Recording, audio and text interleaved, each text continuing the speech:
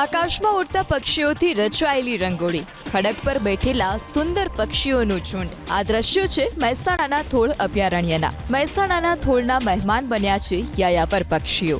Siberia અને હિમાલયની કાતિલ ઠંડીથી બચવા હજારો માઇલની યાત્રા ખેડીને પક્ષીઓ થોળ પહોંચ્યા. પક્ષીઓ માટે આ સ્થળ પ્રિય એટલા માટે છે કે અહીં જળાશય તો છે, પણ સ્થાન પક્ષીઓ માટે સુરક્ષિત પણ છે. છેલ્લા 2 દાયકાથી અહીં પક્ષીઓની સંખ્યા 18,000થી વધીને 55,000 સુધી પહોંચી ગઈ છે.